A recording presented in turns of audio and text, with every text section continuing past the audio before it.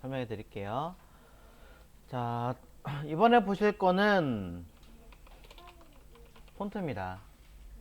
자, 뭐 폰트에 대해서 뭐 디테일하게 설명하거나 그런 게 아니라 여러분들이 일러스트레이터라는 프로그램을 다루시면서 보셔야 되는 약간의 폰트에 대한 개념들, 뭐 이런 개념에 대해서 먼저 설명 좀 드릴 거고요. 자, 이런 아이들이 어떻게 활용할 수 있을 것인가, 이런 부분들만 먼저 이야기를 해보도록 하겠습니다. 뭐 이론에 관련된 자료는 다음 시간에 따로 언급을 해드릴게요. 자, 대신에 이거는 설명을 좀 드리고 하는 게 나을 것 같으니까, 자, 여기에 대해서만 하나 언급을 하겠습니다. 자, 서체는 기본적으로, 자, 크게 두 가지 타입을 보셔야 될 것 같아요. 하나는 산세리프라고 하는 아이입니다. 자, 산세리프가 우리나라 말로 해석하자면 고딕일까요? 명조계통일까요?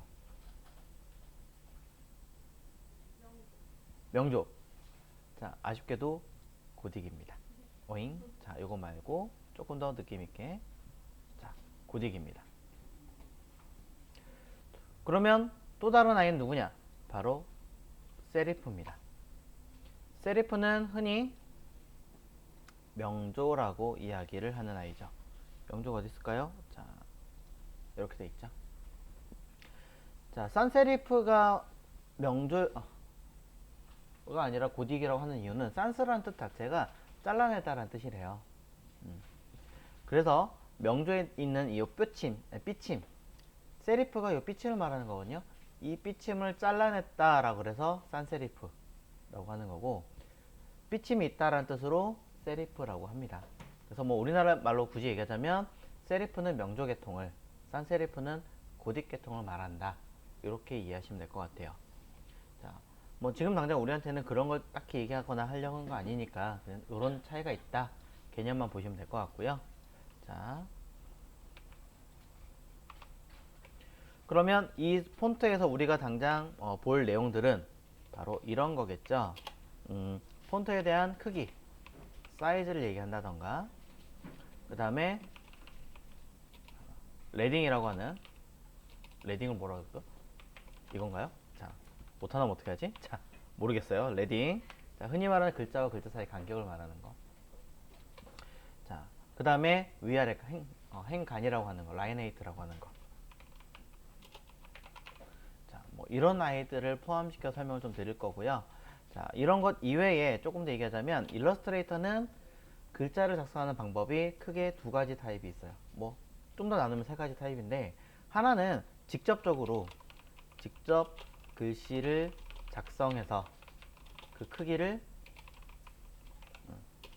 변경 처리 가능한 방법과, 두 번째는 박스, 지정된 크기를 설정해서 그 내부에 글씨를 작성하는 것. 즉 바꿔 얘기하면 지정 박스보다 글씨가 넘어가면 보이지 않게 되는 거죠. 감춰지는 거예요. 자동 마스크 처리. 자, 이 크게 두 가지인데 굳이 하나를 더 한다라고 하면 지정된 크기가 아니라 하나의 선을 설정해서 그 위에 글씨가 작성되게 만드는 거. 마찬가지로 선의 범위가 넘어가면 글씨는 안 보이게 됩니다.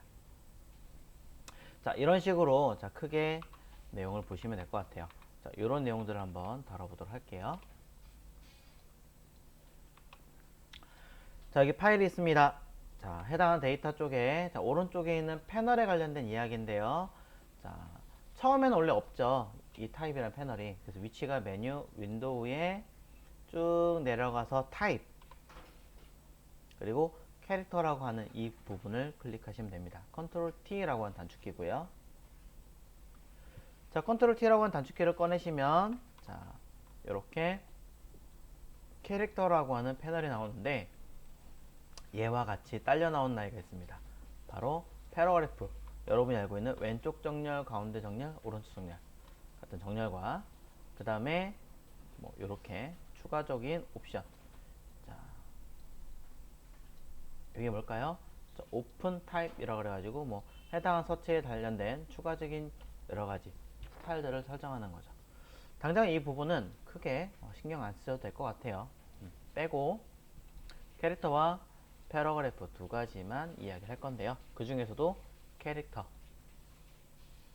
자, 간단한 언급부터 하도록 하겠습니다. 자, 뒤에 있는 그림은 잠깐 무시하고, 자, 첫 번째 요 자리. 자, 이 아이가 뭐냐면 여러분이 익히 알고 있는 서체입니다. 폰트겠죠. 사실 폰트랑 서체는 조금 다른 개념이긴 한데, 자, 그냥 똑같은 뜻으로 이야기하겠습니다. 자, 서체 이름, 폰트의 이름을 설정하는 곳이 바로 이곳인데, 대부분 여러분들은 이 폰트를 선택하고 나서 쓰실 때, 굵기를 할 때는 어때요? 굵은 버튼을 누르죠. 기울일 때는 기울이는 버튼 누르죠. 근데 그래픽 일러스트레이터는 아니에요. 해당하는 어떤 서체를 딱 지정을 했어요.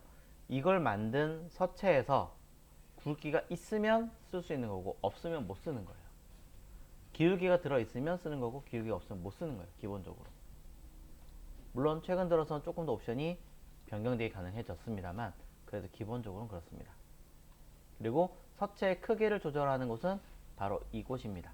포인트라고 써있는 이 아이들이고요. 자, 해당하는 글자를 씁니다. 쭉 글자를 쓰는데 위에 라인과 아래 라인 요 사이의 간격들을 설정해 줘야겠죠. 그래서 위에 라인과 아래 라인 요 사이의 간격을 어떻게 할 것이냐 라고 하는 것이 바로 요 아이입니다. 네, 일명 뭐 라인 헤이트라고도 하는데요. 여기는 리딩이라고 써있네요. 레딩. 자, 아까 일부러 PPT에서 레딩, 라인 헤이트 썼는데 개념적으로는 거의 같아요. 거의 같은데 라인 헤이트는 차후에 여러분이 코딩 하시거나 하실 때 조금 더 접근하실 때 설명 좀 드리도록 하고, 일단 위에 글자와 아래 글자가 뭐 하는 거, 그 갭을 얼마나 줄 것이냐 라는 개념이고요. 보편적으로 그래픽 쪽에서는 기본 서체 크기의 얼마 120%를 기준으로 잡고 있습니다. 그래서 지금 보시면 14.4가 오토 기본 높이로 잡혀 있는 건 12포인트의 120% 높이니까, 그럼 제가 이거를 10으로 잡으면 12 똑같죠? 이렇게 잡혀 있어요. 자, 그리고 요거는 글자 하나의 높이값, 강제로 위아래로 늘리는 거, 얘는 가로로 늘리는 거라고 보시면 되는데, 특정한 상황이 아니시면 얘는 건드리는 것이 아니다 라고 생각하시면 될 것 같아요. 네. 가끔 이제 몇몇 기업들에서 일부러 건드리는 경우가 있긴 한데, 그것 이외에는 그냥 아예 얘는 무조건 100%다 라고 쓰십시오. 안 그러면 글자 자체가 내가 지정한 크기보다 더 커지는 느낌을 받을 수 있기 때문에 안 쓰는 걸로 생각하시는 게 좋고요. 그 다음에 이 아이도 건드리지 않는 게 좋기는 하겠지만, 아쉽게도 한국어를 쓰시는 여러분들한테는 이 부분을 살짝 쓰셔야 될 수도 있습니다. 가장 대표적으로 영문권의 서체들은 A, B, C, D 이런 글씨들이 기본적으로 뭐냐, 사각형이지만 직사각형 글꼴이에요. 영문권은. 한글 같은 경우는 그냥 간단하게 한, 글 이렇게 쓰시면 어떻게 돼요? 정사각형 글꼴로 만들어져 있습니다. 그러다 보니까 서로 둘이 매치가 안 돼요. 그래서 영문 서체 따로 한글 서체 따로 지정해 가지고 그 폭이나 내용도 설정해 주면 참 좋겠지만, 그렇게 할 수가 없는 상황이다 보니까 한꺼번에 전반적으로 약간이라도 조금 줄이자 라고 해서 설정하는 기법이라고 보시면 될 것 같아요. 자, 그래서 얘는 조금 씁니다. 자, 그리고 얘는 영문의 경우는 사각형이라고 얘기했지만 사실 엄밀히 말하면 어떻게 돼요? 삼각형 글꼴이 더 많습니다. A, F, Y, J. 자, 이런 식으로 삼각형 글꼴이 많다 보니까 이렇게 글씨들을 매치를 시키잖아요. 그러면 이 사이의 간격들이 되게 애매하게 보여요. 똑같은 간격을 주더라도 어떤 건 벌어져 보이고 어떤 건 좁혀져 보이는 거죠. 그런 것들을 내가 어떻게 설정할 거냐. 그리고 이 옆에 있는 얘는 내가 원하는 간격들을 원하는 대로 줄이겠다, 늘리고 줄이겠다, 이 개념이에요. 둘의 형태의 개념을 잘 보시면 될 것 같고요. 얘네들은 보편적으로 영문이든 한글이든 중국어든 같이 쓰는 개념. 그리고 요 라인보다 밑에 있는 아이들은, 요게 일본어죠. 지금 일본어에 표기가 되어 있는데 아시아권입니다. 아시아권에 들어간 서체들은 요 밑에 부분을 추가적으로 세팅하게 되어 있어요. 요것만 보시면 될 것 같아요. 아시아권이라도 한글인데 왜 일본어 쓰이느냐? 어도비 프로그램들은 기본적으로 아시아를 가장 선진 국가로 삼아요. 아쉽게도. 그러다 보니까 아시아 중에서 일본 위주의 기본이 잡히는 게 많습니다. 우리가 이거를 빨리 뒤집으려면 정말로 대한민국이 막강한 나라가 되지 않으면 힘들겠죠. 자, 그런 내용들이 있습니다. 자, 지금 보신 간단한 설명이 무엇인지 한 번씩 하면서 더 보여드리도록 할게요. 자, 올라와서 자, 위에 보시면 요거 말고 하나 더 있는데요. 요 아이들은 전부 다 왼쪽에 툴, 바로 이 T라고 써 있는 것과 그 안에 들어있는 이 내용들이다 라고 보시면 될 것 같습니다. 그 중에 제일 마지막에 있는 이 아이는 좀 나중에 나온 개념이고요. 그 다음에 위에 하나, 둘, 셋, 요 하나가 세트고, 그 밑에 있는 하나, 둘, 셋, 이게 세트예요. 왜? 위에 있는 아이들은 가로형, 밑에 세 개는 세로형. 이해가시죠? 그럼 바꿔 얘기하면 첫 번째 이 타입 툴, 얘랑 버티컬 타입 툴은 같은 기능이라는 얘기고, 두 번째 에이리어랑 버티컬 에이리어는 같은 기능이고, 세 번째 얘랑 세 번째 얘는 같은 기능이다. 방향만 다르다라고 이해하시면 되겠죠. 자, 마지막은 조금 별도니까. 자, 첫 번째 타입 툴을 사용하시는 방법은 이렇습니다. 자, 레이어가 지금 잘못된 데 있으니까 자, 여기 바꿀게요. 자, 여러분이 글을 쓰는 요령은 크게 두 가지가 있다라고 얘기했죠. 하나는 화면에 그냥 클릭하시는 거예요. 툭 찍으시면 바로 글씨가 딱 튀어나옵니다. 자, 아마 CS6 버전이나 아니면 좀 옛날 버전 같은 경우는 아무 글자가 안 나와서 그냥 커서만 깜빡깜빡 거릴 거예요. 그럼 그냥 글자 쓰시면 돼요. 상관없어요. 자, 이렇게. 자, 그리고 두 번째 방법은 똑같은 타입 툴 가지고 해볼게요. 화면에 직접 내가 원하는 박스의 크기를 드래그를 해서 지정하는 거예요. 그러면 이 크기만큼 글자가 채워질 텐데 이것도 위랑 똑같아요. 안 뜬다 라고 하시면 직접 글자를 쓰시면 되는 겁니다. 별거 없습니다. 자, 중요한 건 첫 번째는 내가 지정한 글자에서 쓰면 알아서 계속 늘어나고 설정이 된다라는 거고요. 두 번째 방법, 박스를 그려서 만든 아이는 내가 지정한 범위보다 박스가 작아지면 안 보이게 됩니다. 무조건. 분명히 글자가 더 있었는데, 그래서 이렇게 텍스트 상자라는 개념이 잡히면서 넘치면 넘쳤습니다 라고 이렇게 붉은색 마크가 떠 있게 되는 거죠. 자, 아까 두 가지라고 얘기했지만 한 가지 더 있던데 그건 뭔가요? 선이라고 했죠. 자, 하지만 이 박스를 한 번 더 언급하면서 선으로 갈게요. 박스는 원래 아까 있던 요 에이리어 타입 툴이랑 같은 기능이에요. 첫 번째 이 툴 자체가 밑에 있는 이 두 가지를 같이 설정할 수 있어서 그런 것 뿐인 거고요. 자, 일부러 우리가 알고 있는 도형 툴 하나 만들어 보겠습니다. 동그라미를 해볼게요. 자, 동그라미 그렸고요. 타입 툴을 이용해서 표기를 해보겠습니다. 타입 툴을 잘 안 보일 것 같으니까 색깔 바꿔놓고, 자, 타입 툴 가지고 요 동그라미 도형 위에다가 쓱 올립니다. 그랬더니 모양이 달라지죠. 사각형이 아니라 동그라미로 바뀌어요. 어딘 동그라미가 어딘 아닌데요? 살짝 상단 부분에 돼야 됩니다. 클릭해 볼게요. 글자가 채워지죠. 자, 이 아이가 아까 보셨던 누구랑 얘랑 같은 기능이에요, 사실은. 자, 도형을 먼저 만들어 놓고 사용하셔도 되고, 직접 텍스트 박스를 만들어 놓고 사용하셔도 됩니다.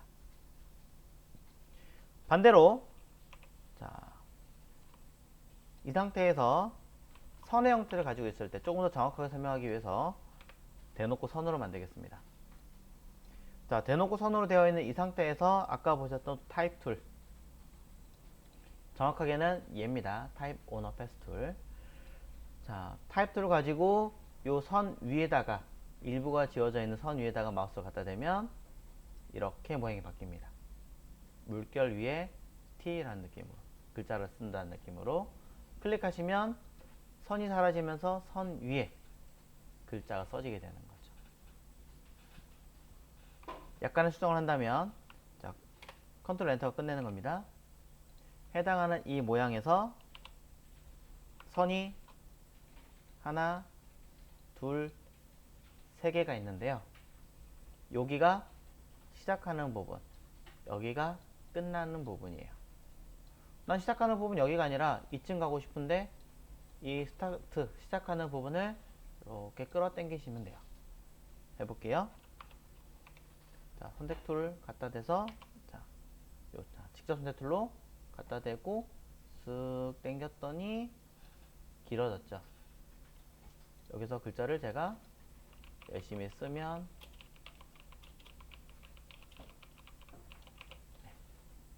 늘어나는 거 볼 수 있죠. 범위가 늘어나면 당연히 넘쳤습니다 라고 표시가 됩니다. 자, 이 상태에서 하나만 더 해볼게요. 가운데 있는 이 아이가 중심을 뜻하는 건데 이 아이를 자 이렇게 해볼게요. 가운데 있는 이 아이에다가 마우스를 딱 갖다 대면 갑자기 얘가 커서가 욕을 합니다. 욕하는 거 보이세요? 네, 일부러 기억하시라고 이렇게 얘기해요. 자, 욕을 하는 거 마음에 안 드니까 잡고 이렇게 당기면 글씨가 뒤집혀서 표현이 되는 거예요. 다시 해볼까요? 쓱, 쓱. 네. 자, 이렇게 보실 수 있습니다.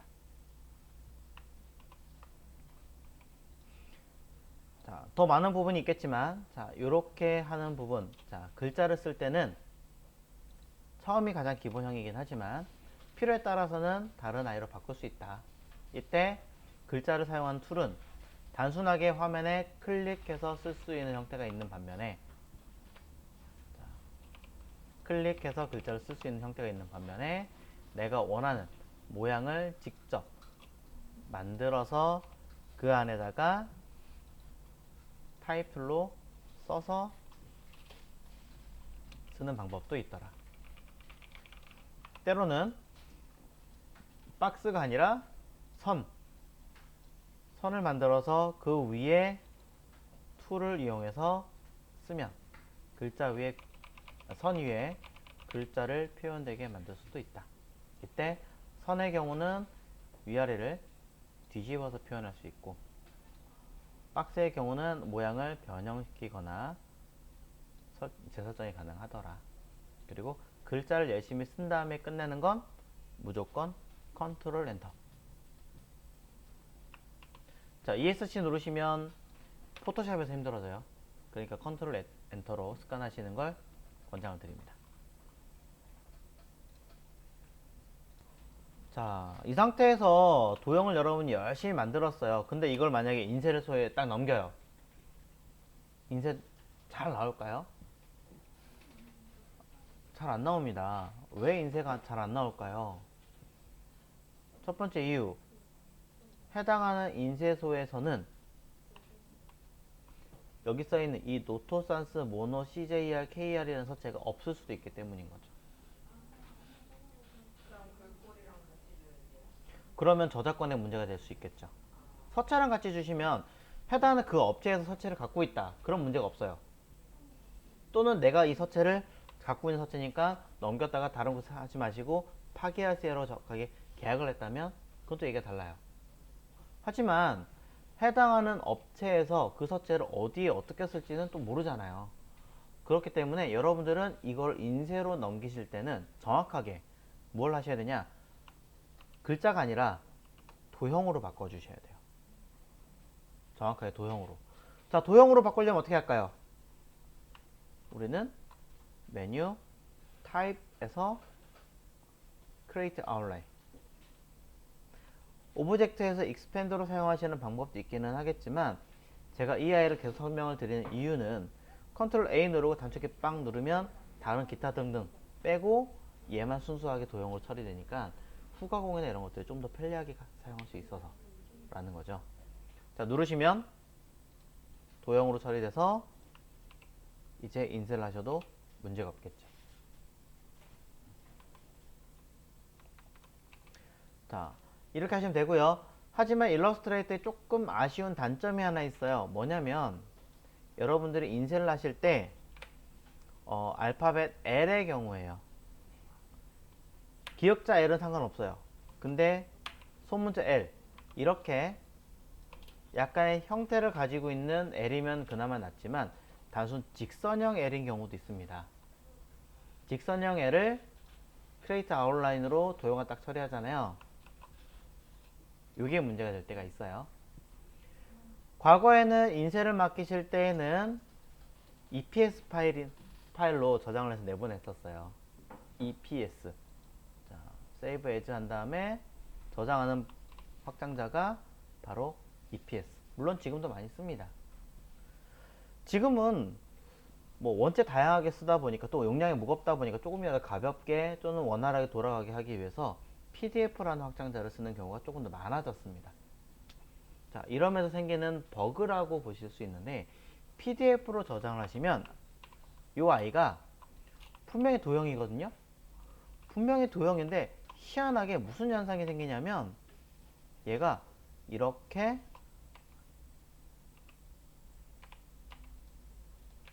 자, 이런 식으로 돼서 띵띵띵띵띵띵 이렇게 바뀌어요. 네. PDF라는 프로그램이 희한하게 이 면으로 만들어진 애를 선으로 그냥 강제 치환해버리는 버그가 있어요. 이건 어떻게 해결이 안 돼요. 그래서 인쇄를 해보시면 미묘하게 이상해요. 예. 글을 볼 때마다 애를 보면 아 얘는 왜 이럴까 라는 궁금증이 되게 잦아지게 되는 현상이 생기는데 티가 많이 나진 않아요. 거의 티가 안 나는데 가끔 이제 짜증날 때가 있죠. 되게 민감하게 막 점검해야 되는 상황일 때는 그런 경우가 있기 때문에 알고 계시는 게 좋아요. 그래서 뭐 과거에는 이렇게 L자를 쓰는 경우가 하겠지만 요즘에 이제 저도 작업을 좀 하다 보니까 서체 같은 거를 이런 것보다는 이런 식의 서체를 좀 쓰면 이것도 L이죠. L이라고 하는 서체도 여러 가지 종류가 있다 보니까 이런 타입의 L을 쓰시면 도형으로 그대로 유지를 하기 때문에 쓰는 경우도 많습니다. 이건 선호하시는 취향이나 아니면 회사의 업체에 따라서 달라지는 상황이기 때문에 무조건 이렇게 바꿀 수는 없어요. 사실은 없지만 알고 계시라고 언급을 해드립니다. 자, 그런 이야기를 먼저 드리고 싶었고요. 여러분들이 하셔야 되는 내용은 옆에 자, 이해를 해보시면 되는데 팁 하나 더 드리고 진행하겠습니다. 여기 텍사스라고 하는 글자는 자, 꼭 글자가 아니라 도형이어도 관계없는데요. 자, 상단에 이펙트라고 있습니다. 메뉴 이펙트. 물론 오른쪽 패널에 있는 어피어런스라고 하는 자, 어피어런스 어딨나요? 여기 있죠. 어피어런스. 자, 어피어런스라고 하는 곳에 해당하는 EI의 효과를 똑같이 찾을 수도 있습니다. 같은 기능이죠. 자, 어피어런스에서 효과에서 저는 어디로 갈 거냐면 워 왑은 해당하는 이 도형을 강제로 어떤 변화시키는 기능이에요. 그래서 무슨 기능인지 모르겠어요. 아무거나 선택하십시오. 상관없습니다. 들어가면 여기서 모양을 바꿀 수 있기 때문인 거죠. 그러면 이 안에 들어가는 모양을 내가 직접적으로 변환해서 볼 수도 있고요. 이 중에 이 모양을 세로형이냐 가로형이냐 볼 수도 있고 밴드의 옵션을 길이를 이런 식으로 튀어나온 부분과 반대로 들어가는 부분들 호리즌처럼 가로 성향에 대해서 한쪽을 좀 더 늘어나거나 줄이게 만드는 기능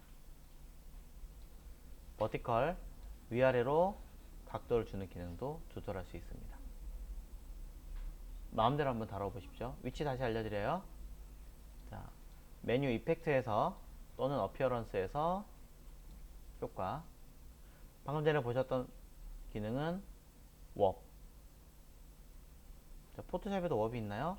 없네요. 다행히 자, 일러스트레이터 쪽에 있는 왑 뭘 해야 될지 모르겠다. 일단 아무거나 선택하고 이 안에서 내가 원하는 그림에 맞춰서 다시 선택하시면 됩니다.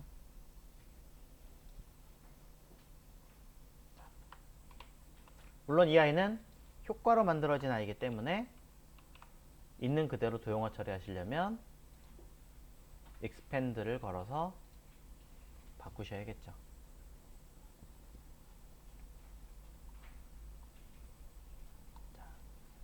그래서 밑에 있는 그림을 보시고 한번 만들어 보시면서 완전히 똑같은 서치는 없기 때문에 가장 유사한 아이만 선택해 보시면 될 것 같습니다. 자, 한번 밑에 있는 그림처럼 제작을 해 보십시오. 배경에 있는 무늬까지 같이 만들어 보세요.